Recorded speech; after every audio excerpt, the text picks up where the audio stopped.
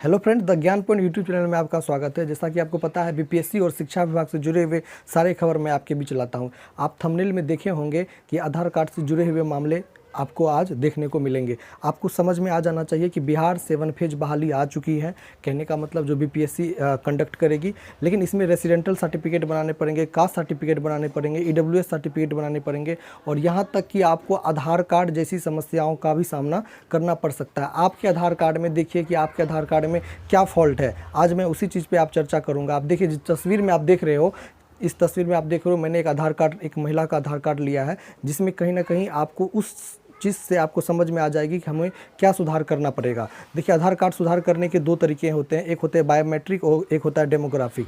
तो आप दोनों में से किसी एक का चयन कर सकते हो। मेरे वीडियो पे बने रहिए और हाँ, अच्छा लगे तो शेयर करिए, सब्सक्राइब करिए और बेल बटन में ऑल का जो है वो आप प्रेस कर दीजिए। देखिए, आप देखिए यहाँ पे एक रेखा कुमारी नाम की महिला है और उसका जो है मैंने आधार कार्ड लिया है।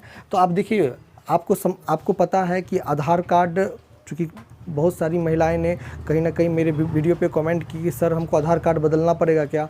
नहीं, आपको आधार कार्ड बदलने की ज़रूरत नहीं है, लेकिन ये चीज़ ज़रूरी है कि आपको आधार कार्ड में क्या आपका एड्रेस वो गलत तो नहीं है। देखिए कैसे, जैसे कि मान के चलिए रेखा कुमारी है, यानी जो नाम आपको यहाँ पे होगा वही नाम आपको आपके मैट्रिक सर्टिफिकेट में, इंटर सर्टिफिकेट में और रेसिडेंटल सर्टिफिकेट में, कास्ट सर्टिफिकेट में होना चाहिए। आप देखिए, अगर डेट ऑफ बर्थ, देखिए जो डेट ऑफ बर्थ आपको आधार कार्ड में होगा वही डेट ऑफ बर्थ आपके मैट्रिक में, इंटर में और सारे जितने भी सर्टिफिकेट हैं, रेसिडेंटल, कास्ट सर्टिफिकेट जो भी बनेगा यही नाम से आपको बनेगा। अब दूसरी बात, अगर हम आगे देखते हैं, एड्रेस की बात करते हैं, तो आपको देखिए एड्रेस जो है आपका, ये एड्रेस सेम होनी चाहिए जो रेसिडेंटल सर्टिफिकेट में आपका एड्रेस है। और देखिए, जैसे कि मान के चलिए कि आपका यहाँ पे सी ब्लॉक निकट जन कल्याण स्कूल, अगर ये निकट जन कल्याण स्कूल अगर ऐसा है, अगर वो भी वर्ड गलत है तो उसको भी आप सुदृढ़ करवा लीजिए, आधार कार्ड सुदृढ़ करवा लीजिए, क्योंकि वो कहीं ना कहीं आपका सबसे बड़ा प्रमाण है। ये देखिए, भजनपुरा जैसे कि ये उत्तरी पूर्वी दिल्ली जैसे यहाँ है, तो आपको कहीं ना कहीं यहाँ पे कोड होना चाहिए। सारे चीज़, ये पूरा चीज़ आपसे मिलता जुलता होना चाहिए। एक चीज़ और मैं बात बता दूँ, चूँकि ये बिहार का मामला है, तो बिहार में वार्ड नंबर होता है। देखिए, पहले के रेसिडेंटल सर्टिफिकेट में वार्ड नंबर नहीं होता था, लेकिन अब कहीं ना कहीं सरकार ने ये कहा कि रेसिडेंटल सर्टिफिकेट में वार्ड नंबर होना बहुत ज़रूरी है। मैं आगे आपको रेसिडेंटल सर्टिफिकेट भी दिखाऊंगा कि किस तरह से उसमें वार्ड नंबर अंकित किया जाना चाहिए। अब देखिए, ये आप हो गया। अगर हाँ, एक चीज़ और मैं बता दूँ कि ये जो आधार कार्ड है ये मान्य अब नहीं रहा, इसीलिए आपको पीवीसी आधार कार्ड बना लेनी है। पीवीसी आधार कार्ड क्यों ज़रूरी है, आप देखिए, पीवीसी आधार कार्ड किस टाइप का होगा। ये पीवीसी आधार कार्ड, जैसे मैंने अपना ही आधार कार्ड लिया है, पीवीसी आधार कार्ड में आपका नेम, डेट ऑफ बर्थ सब कुछ सेम होना चाहिए। उसके बाद जहाँ तक आप देख लीजिए, उधर आप इस चीज़ को देखिए, देखिए दिलीप शाह, यानी देखिए स्पेलिंग मिस्टेक भी नहीं होनी चाहिए। वार्ड नंबर, आपको वार्ड नंबर अंकित होना चाहिए, यानी आपके आधार कार्ड में अगर वार्ड नंबर नहीं है तो आप उसको कहीं ना कहीं जा कर के सही करवा लीजिए। सही डेमोग्राफी या बायोमेट्रिक होगा।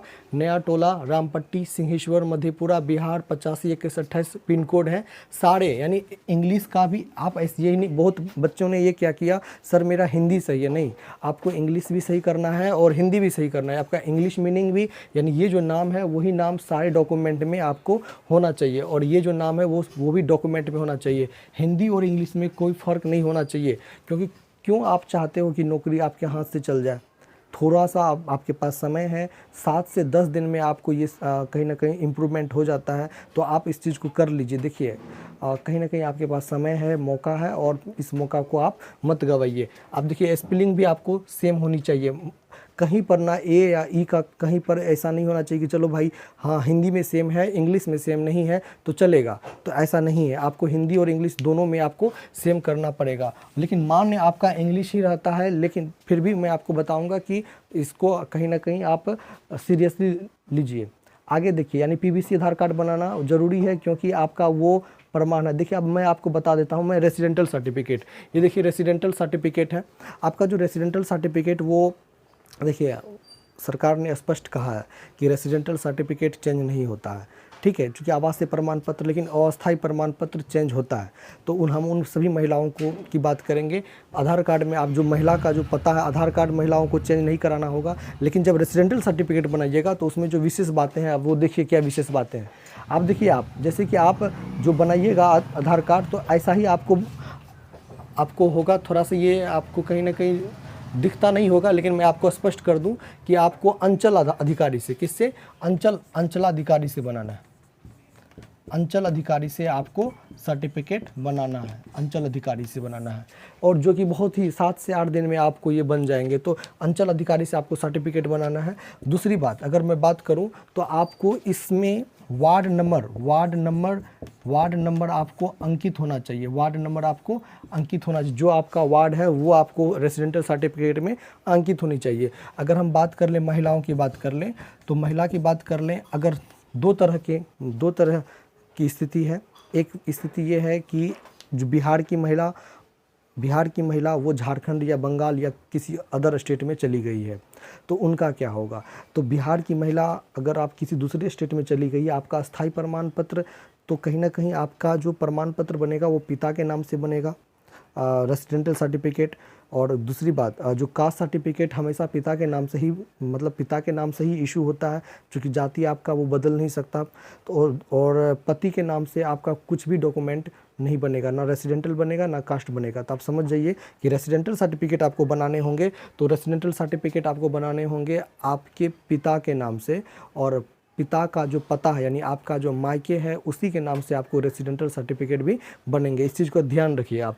अब इसके लिए आपको क्या क्या डॉक्यूमेंट लगेगा। और दूसरी बात, वार्ड नंबर अंकित होनी चाहिए। आप जो रेसिडेंटल सर्टिफिकेट बनाइएगा तो वार्ड नंबर अंकित होना चाहिए। इससे पहले रेसिडेंटल सर्टिफिकेट में वार्ड नंबर अंकित नहीं थे, लेकिन अब आपको वार्ड नंबर अंकित रहना पड़ेगा। महिला की बात कर लें तो अगर आप मान के चलिए कि किसी दूसरे जगह से आप बिहार में आए हो, मान के चलिए आप यूपी की, झारखंड की महिलाएं और बिहार में आए हो, तब पर भी आपको कहीं ना कहीं तब पर आपको जो कहीं ना कहीं बनाने पड़ेंगे, जो एड्रेस बनाने पड़ेंगे, वो तो आपको परमानेंट एड्रेस तो आपका तो यहाँ का रेसिडेंटल सर्टिफिकेट तो बनेगा ही, पति के नाम से जो है वो तो सही है। लेकिन जो महिला यहाँ पे नहीं है और वह कहीं ना कहीं यूपी झारखंड में रहती है, तो उनके लिए कहीं ना कहीं पिता के नाम से आपको आधार कार्ड और पिता के नाम से आपको रेसिडेंटल सर्टिफिकेट बनाने पड़ेंगे। इसके लिए आपको क्या क्या करना होगा मैं आपको बता दूं। आप अपने अंचलाधिकारी के पास जाओगे और कहीं ना कहीं उससे परामर्श ले सकते हो, और उसमें क्या क्या आपको डॉक्यूमेंट लगेगा मैं आपको बता दूँ।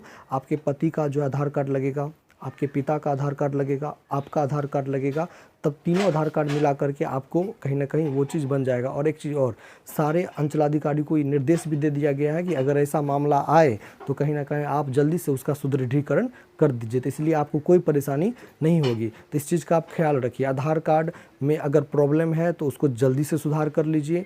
अगर आधार कार्ड में प्रॉब्लम नहीं है तो कहीं ना कहीं आपको जो डॉक्यूमेंट बनाने हैं वो डॉक्यूमेंट आप बना लीजिए। रेसिडेंटल सर्टिफिकेट का सर्टिफिकेट 1 साल तक का पुराना होना चाहिए। आप देख लीजिएगा कि जो निर्गत की जो तिथि है, वो तिथि से जब आप फॉर्म भरते हो तो 1 साल के अंदर का होना चाहिए, वो बेस्ट है। हालांकि पुराना भी चलेगा कास्ट सर्टिफिकेट, लेकिन रिस्क नहीं लेना है, क्योंकि विभाग जानती हैं कि हर एक बार अलग अलग निर्णय लेती है। तो नया बनाए तो कोई दिक्कत नहीं, बना लीजिए।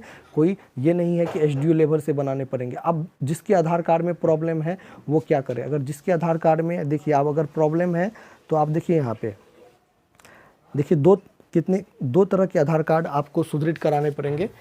तो एक पहला देखिए, आधार कार्ड में कई जानकारियों को अपडेट करवाने की सुविधा मिलती है। आप आधार कार्ड में नाम, डेट ऑफ बर्थ के अलावा अपना पता, मोबाइल नंबर, ईमेल, उसके साथ साथ ईमेल आईडी, जेंडर बायोमेट्रिक करा सकते हैं। देखिए बायोमेट्रिक करा लीजिएगा अपडेट, ठीक है, जल्दी अपडेट हो जाएगा।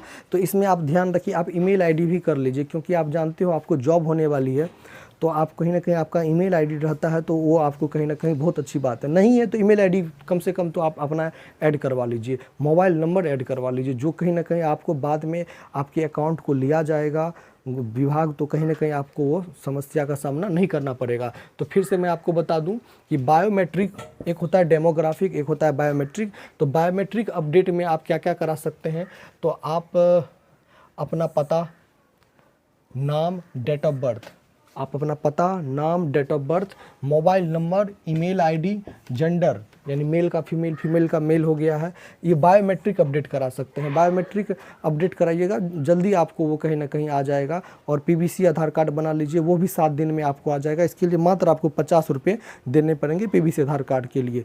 तो मैं समझ रहा हूँ कि आपको जो जानकारी मैंने दिया वो आपके लिए कहीं ना कहीं फ़ायदेमंद होगा। और इसी तरह से हमारे वीडियो बने रहिए, चैनल को लाइक करिए, सब्सक्राइब करिए। धन्यवाद।